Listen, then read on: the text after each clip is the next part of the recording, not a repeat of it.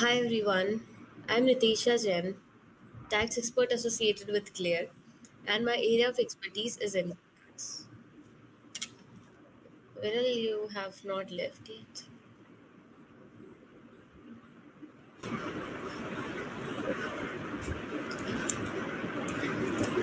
So today we all are here to know about save more taxes, how you can save your more taxes even after submitting your tax proof.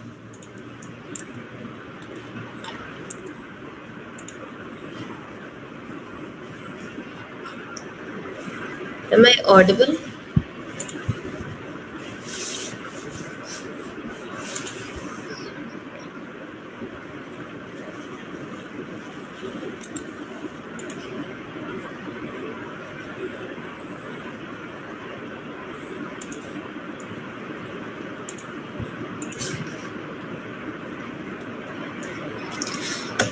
Did you submit your income tax investment proof to your employer? Do you know you can save taxes even after submitting the proof? Hello and welcome. I'm Nitisha from Clear. We are India's largest tax and financial service platform for individuals. In this webinar, I'll tell you how to save more tax even after submitting your income tax proof.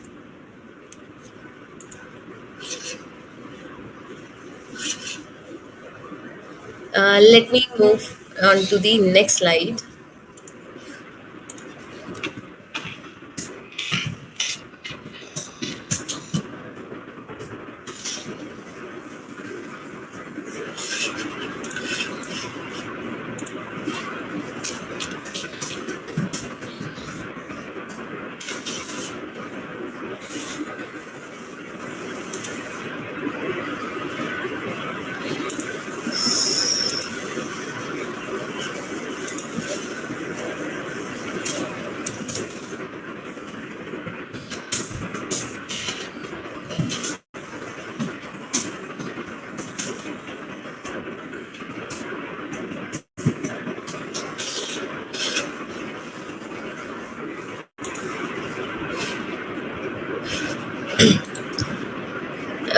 If I'm audible, do let me know. That session has got started.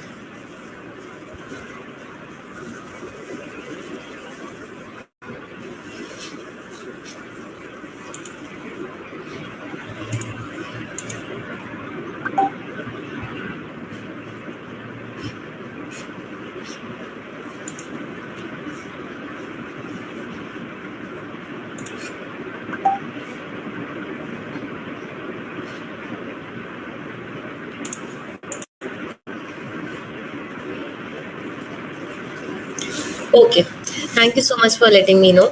So, without further delay, we can move towards our first topic.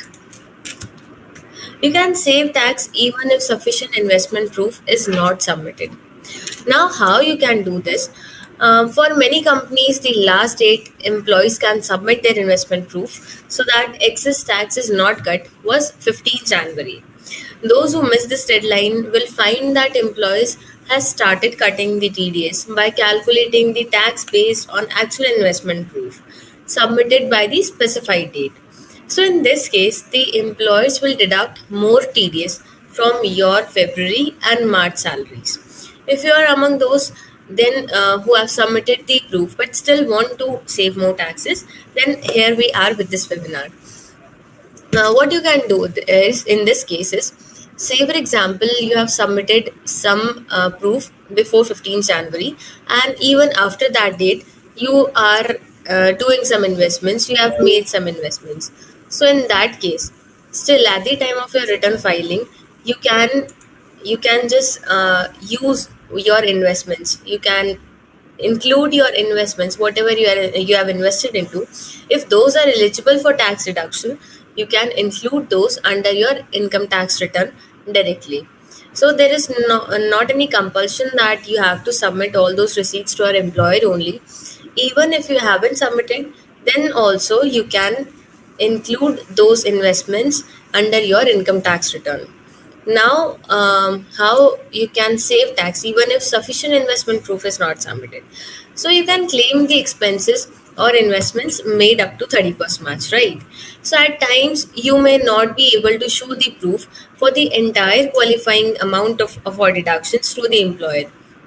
It happens mainly in case of tuition fees or investments in the equity linked savings schemes, especially when done via the SIP, systematic investment route.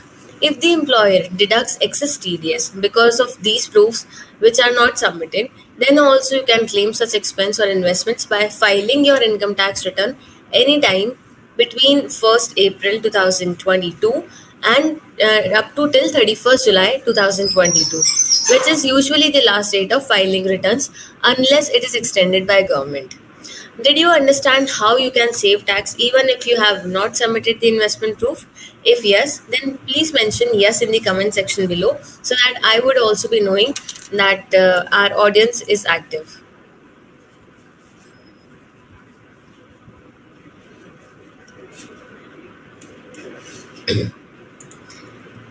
Yeah, now talking about the most beneficial income tax regime. As we know that the government has introduced the regimes from last year. Now we'll be discussing about those. If you decide to file your taxes according to the new income tax regime, then following things you have to keep in mind. First one is that there are no exemptions which you will be getting under the new income tax regime, and second, there will also be no deductions in the new income tax regime which you are going to get. So the calculation of the taxable income as per the new income tax regime will be very straightforward, and it will be calculated as a direct percentage of the income earned by an individual. This is the second year in which you can opt between the schemes. From last year onwards, we all were having the options to switch between the regime. This was very long demanded by most of the taxpayers, but and that reduced the tax slab rates, and so that our tax liability will get reduced. But it came with the catch of removal of all the deductions and exemptions that were available under the old tax regime. But last year we saw that many people are still not having the clarity about the new regime and when to use it, who all can opt for this, what will be its benefits, and all. So now we are going to discuss all these topics here in detail. Last year budget has introduced a new taxation regime which an individual payer can opt for, of lower tax rates coupled with very few deductions available and fewer exempt allowances instead of regular tax regime when you have to pay tax at higher rates, but you have right to claim various exemptions and deductions. So the salaried people have right to choose between old tax regime and if they have opted for the old regime for 1 year and they want to switch to the new regime next year, then also they can do that.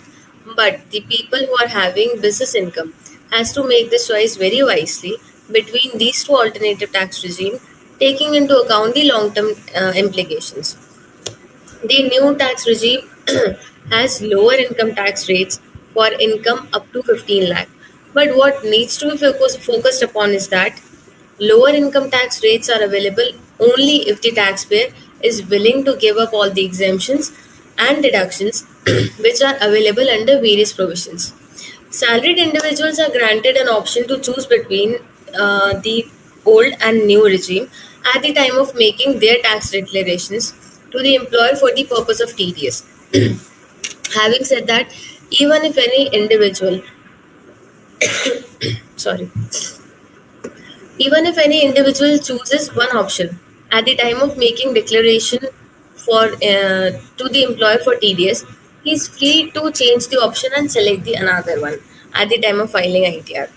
But the salaried individuals and pensioners would be able to switch between new regime, but the people who are having the business and professional income are not having this option. Once they have opted to the new regime, then from next year onwards, they'll not be able to switch to the old regime again. But the say for example, you are a salaried individual and you submitted to your employer saying that you will be opting for new regime for this particular year. But at the year end, when you were filing your income tax return, and at the end you found that you are getting more benefit under new regime, and you have submitted the declaration to your employer as per old tax regime. Then also you can switch to the new income tax regime at the time of your income tax filing. It is not compulsory that whatever declaration you have submitted to your employer, that only you will have to use it at the time of filing. Salaried individuals can switch between the regime, but not the people who are having the business and profession income. So, as we know that as per the new slab rates, income between 5 lakh and 7.5 lakh would be taxed at 10%, while income between 7.5 lakh to 10 lakh is taxed at uh, 15%.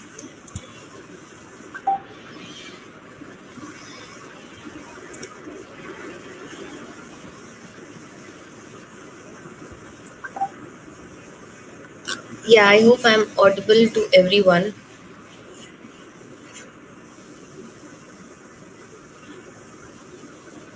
Am I audible properly?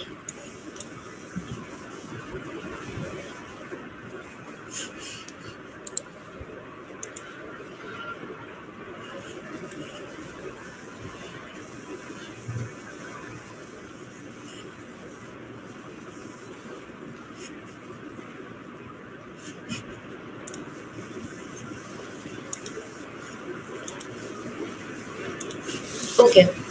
So, yeah, as I was telling about the taxation regimes, slab rates, income between 5 lakh and 7.5 lakh would be taxed at 10%, while income between 7.5 lakh to 10 lakh would be taxed at 15%. This was 20% flat on the entire range for the existing regime. Earlier, rupees 10 lakh plus slab rates, where you pay 30%, has now been broken into three parts with rates of 20% for 10 lakh to 12.5 lakh, 25% for 12.5 lakh to 15 lakh, and then 30% for 12.5 lakh and above. The current tax system is complicated to say the least, but there are a lot of ways to reduce your tax liability also. Now there is a common question uh, Now there is a common question that what regime is beneficial for me, how I can opt for what I should go with, like that. So unfortunately, there is no single answer to this. And but looking at the reduction in the tax rates, first reaction would be that new tax system looks very better because it is having lower tax rates. So I should go with this. This should not be the case. How you should proceed with this? With these cuts, someone with rupees 7.5 lakh income will have to pay rupees 25,000. And for those who are earning rupees 10 lakh income, the tax savings will be rupees 37,500. But as they say, that for these savings, you will have to let go all the exemptions and deductions which might nullify these gains. While figuring it out whether to choose the old or the new taxation regime, it might look complicated. But if you approach it in a systematic way, it is not that difficult to figure it out. So, here is what you need to do. First of all, you will have to calculate all the exemptions that you are availing. If you are living on rent, you would be claiming HRA, right? Which is the biggest salary exemption which anybody enjoys. Apart from that, the other tax free components include LTA, food bill, phone bills, etc. So, all these will become taxable if you choose to shift to the new taxation regime. Then, secondly, you will have to look at the deductions that you can claim. As a salaried employee, two deductions that you'll automatically get are standard deduction of rupees 50,000 and your contribution towards your employee provident fund. In the new regime, you won't be able to claim these deductions even though you will continue to contribute to EPF. Over and above, you cannot claim deductions against your home loan if you are having anyone or insurance policies, which till now has helped to reduce your taxable income. Now combine these exemptions and deductions and minus them from your salary to see what is your taxable income and what it would be if you let go of these deductions. So this should be your deciding factor for what regime you should go with. When all the data you had gathered of your investments and all, then you can just use the clear tax calculator, which will help you to identify which regime will be more beneficial for you, and accordingly you can take the decision. The link of clear tax calculator will be provided in the chat box. So when you will open that link, you will when you will open that link, you will see a screen in front of screen. So in that, you will have to first select your age group, whatever you're falling into. Then in second point, you will have to enter all the income details. Say for example, income from salary you are having, then interest income, any other income if you are having, you have to enter those income details. Then in third point, you will have to enter the deductions details. ATC deduction, ATD deductions. Likewise, you'll have to enter all the deduction details. Then in the fourth tab point, there you will see a summary page in front of your screen. There will be a comparison table of old tax regime versus new tax regime. So tax will be calculated under both the regimes. Accordingly, using that calculator, you will be able to calculate on your own that what regime is beneficial for you, what you should opt with, and how you should proceed. So this is how the new taxation and old taxation works. Now coming on to our next topic, how you can save more taxes. Coming on to that, and how you can increase your take-home salary to a great extent. So for that, there is one very common benefit, which is HRA, house rent allowances. Most of the people, if their workplace is situated apart from their hometown, then we all live on rent. So for that, we get HRA allowances from our employees. It means HRA, house rent allowance, means the component of salary which is received towards the rent payment and is allowed as deduction from the taxable salary. Some people have this doubt that entire rent which I am paying, that I can claim as HRA. This is not the case. HRA is allowed as the least of the following condition. So there are three conditions which are provided in the income tax.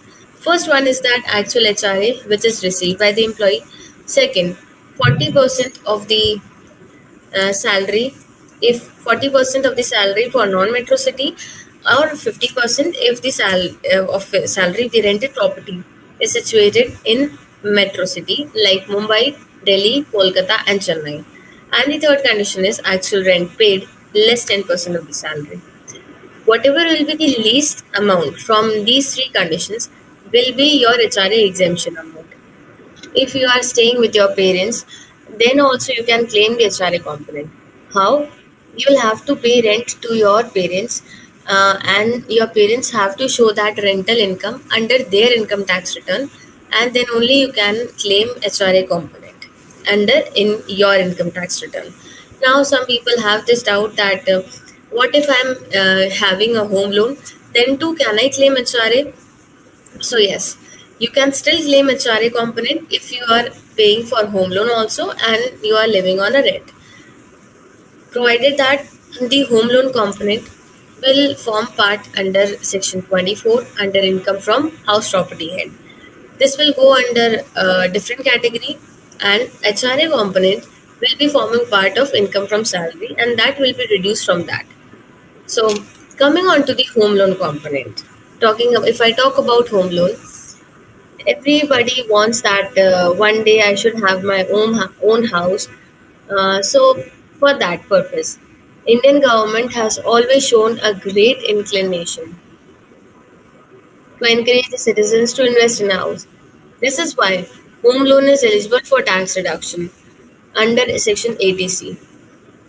And when you buy a house on a home loan, it comes with multiple tax benefit too that significantly reduce your tax outgo.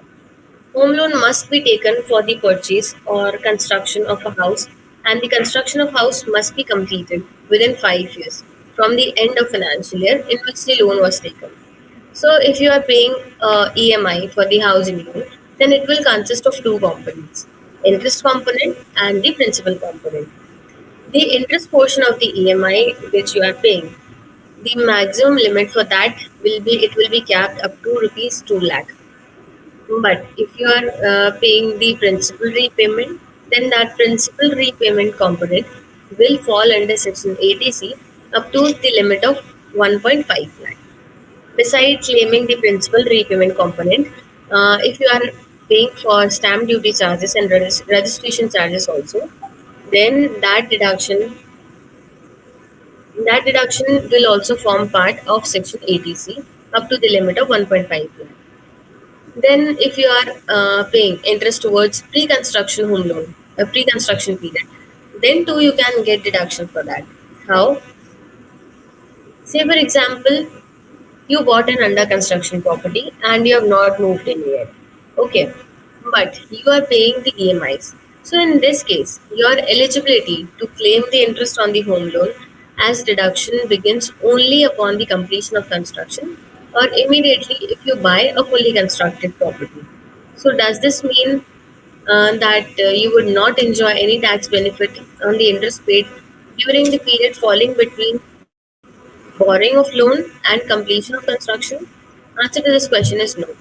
Now let us understand why. The income tax law provides for the claim of such interest also, called the pre-construction interest period, as deduction in five equal installments starting from the year in which the property is acquired or the construction is completed. Over and above the deduction, you are otherwise eligible to claim from your own house property income. However, the maximum eligibility remains capped up to 2 lakh rupees only. So this is how the home loan thing works. Now, apart from increasing your take-home salary, there are other Chapter 6A deductions also, which will help you to reduce your tax saving, which will help you to maximize your tax saving. It will help you to reduce your tax liability to a great extent.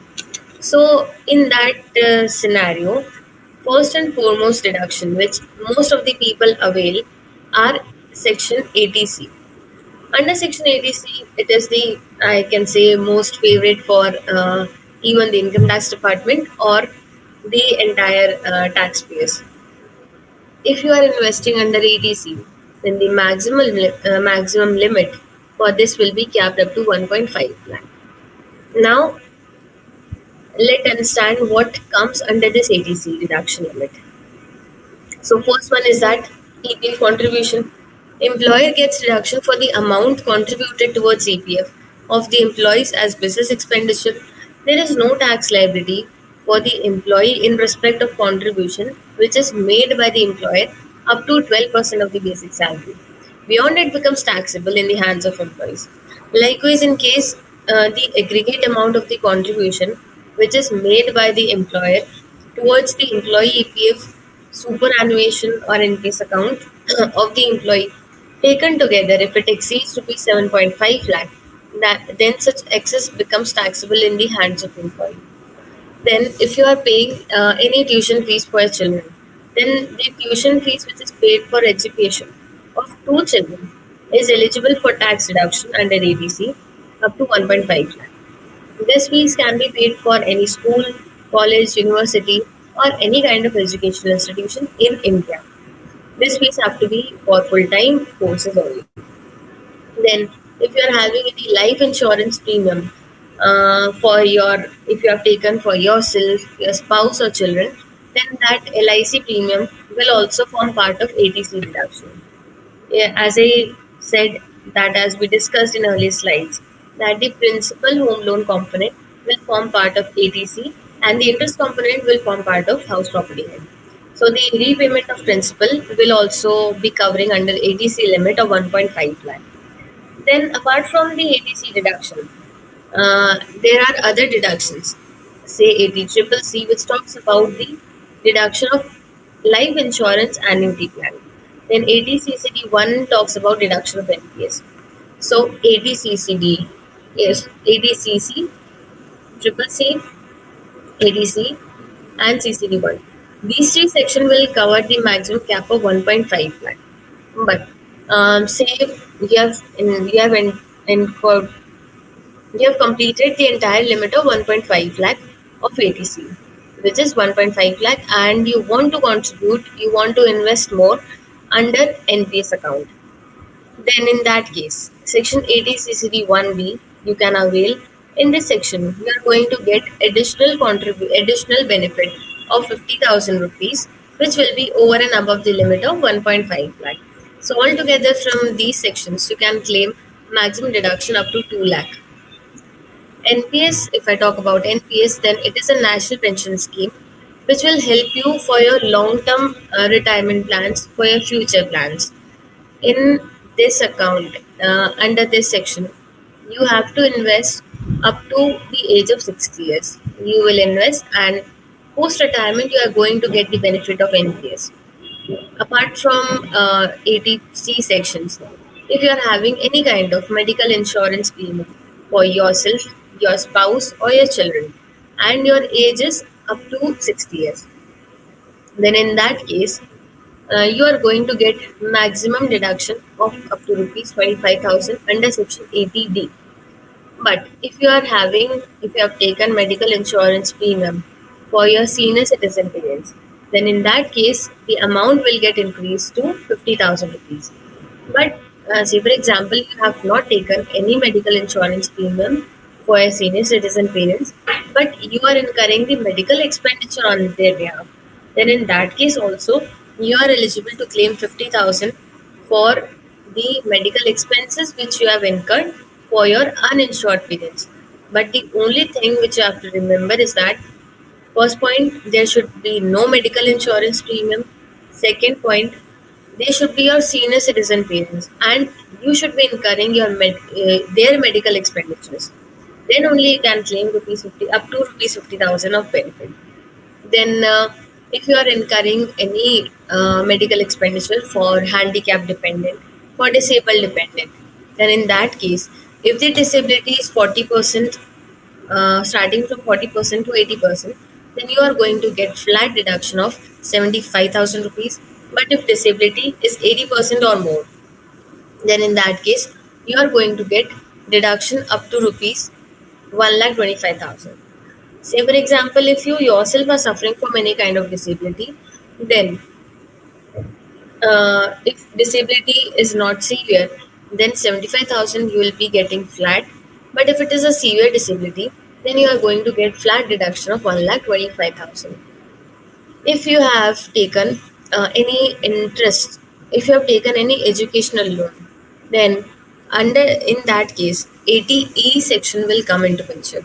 So in section 80E, whatever the interest amount which you are paying for educational loan, that will be allowed as your 80E deduction. Main thing to note, to focus on in this section, is that ATE covers only the interest part of the EMI and not the principal part. You are not going to get any deduction for your principal part of the EMI. Only the interest component will be allowed as tax exemption. Then, second point, there is no maximum limit. Whatever amount you are paying as the interest, entire amount you can claim under this section. This is a good thing. Then, if you are paying the interest loan beyond 8 years, then it will not be beneficial for you. So, it is always recommended that just complete your educational loan interest payment within a period of 8 years. Then only you can avail this benefit. So this was all about the deduction portion, the tax saving avenues of ATC, ATCCD1B, ATD, ATE.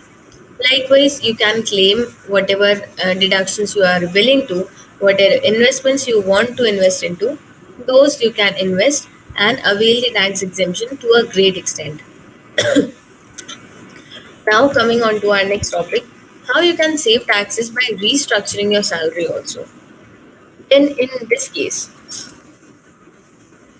similarly, if you find that the concessional rates under the new tax regime are more beneficial and you are willing to opt for new taxation regimes, then the employer's contribution to your NPS account will be like a cherry on the cake to save more taxes. Income tax law allows you to claim a deduction of for the employer's contribution to NPS account up to 10% of your basic salary plus DNS allowances under Section 80 CCD 2. I repeat, if your employer is contributing in NPS on your behalf, then you are going to get deduction up to 10% of your basic salary under Section 80 CCD 2. It is 14% of basic salary and DA for central and state government employees. You can save more taxes if you ask your employer to restructure your salary and include the NPS component in your CTC. Your tax saving may increase if your employer starts contributing to your NPS account from the current financial year. The employer's contribution to the NPS account is deductible under both the regimes. Hence, it is a tax friendly investment. Then, if you are also having the interest income from your saving bank account, then in that case also you can avail the benefit. You can first include that interest income under the head income from other sources. When you will include that income under your income from other sources head, then you will see that if it is up to 10,000 rupees, then you are going to get tax exemption under Section 80 TTA in the deduction column. So up to 10,000 of interest income is tax exempt. You can make a note to this that whatever interest income you are getting from bank, you have to incorporate that at the time of your return filing. So this was all about the taxation advices, how you can invest more into the investments, how you can maximize your tax saving using the investments very wisely and reduce the tax liability to a great extent. So I uh, and if you want any kind of help, if you want any kind of advisory on tax saving, then you can contact our tax expert. They are all chartered accountants. For they will be advising on how you can maximize your tax saving to a great extent. What all queries you are having, you can have one-to-one conversation with them. It will be a 45-minute call session with the tax expert. Your all queries will be resolved with uh, with very nice explanation and everything.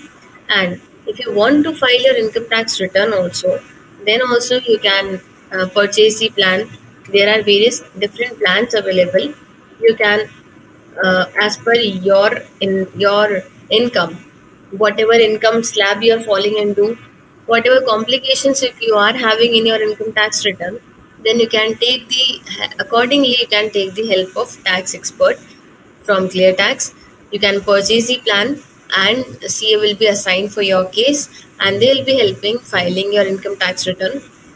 You just have to submit the documents. It will be very safe with us. There is nothing to worry about that.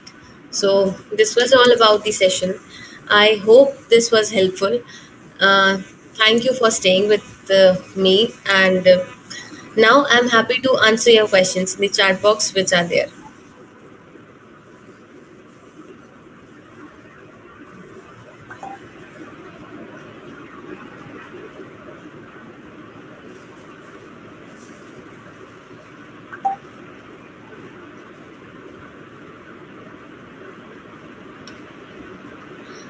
Medical expenditure for parents can be shown directly on idea. Yes, if you have taken medical expenditure for parents, for those if you are not having any medical insurance premium, then you can directly include it in your income tax return if they are senior citizens.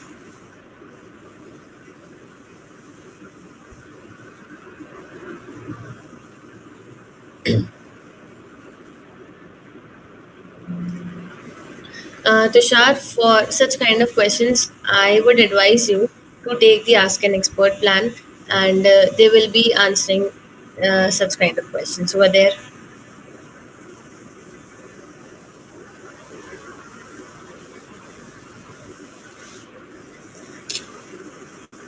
Any further questions if you are having?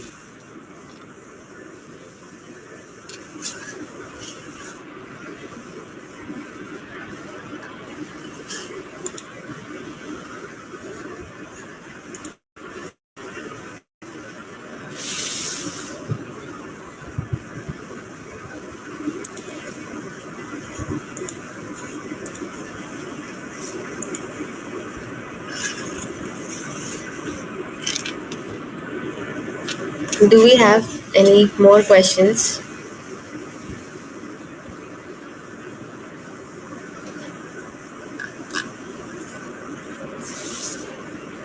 And yes, post session also, if you have any doubts, then you can write to us at support@letax.in. This is our support mail ID. Our support team is very active. They'll answer all your questions over there.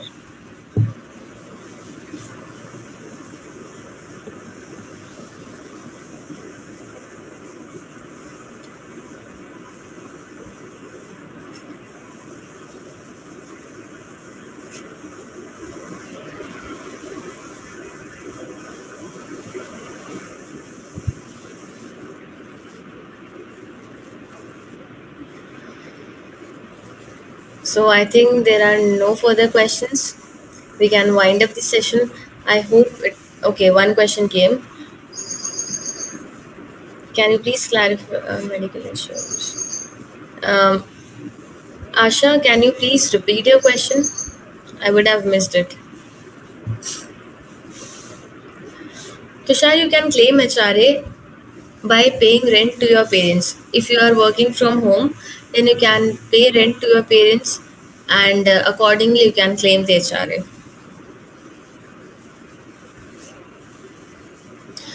Rajesh, if house rent is paid for 6 months only, then also you can claim the HRA deduction by breaking up all the components for 6 months. As per the condition, actual rent paid less 10% of the salary. So what needed is that salary component and your rent paid, which you have done, and your HRA, which you are receiving. All the three components will be break down into 6 months, and then you can claim the correct HRA amount.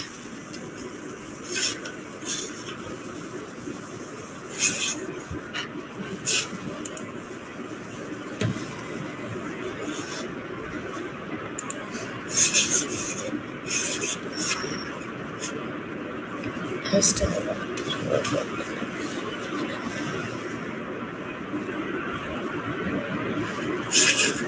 So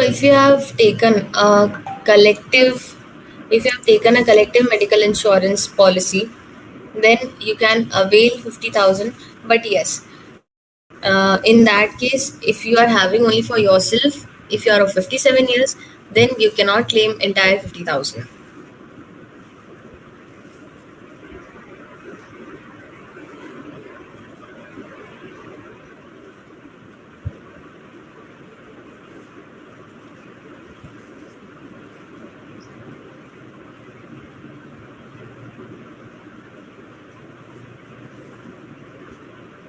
Any more questions?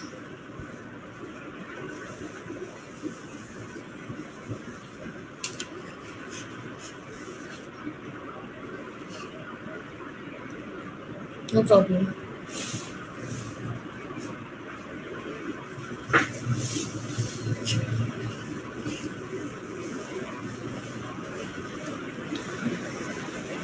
Okay, I think there are no further questions. We are good to go. I hope it was useful session. Do subscribe to this, and see you in next session. Thank you so much for joining.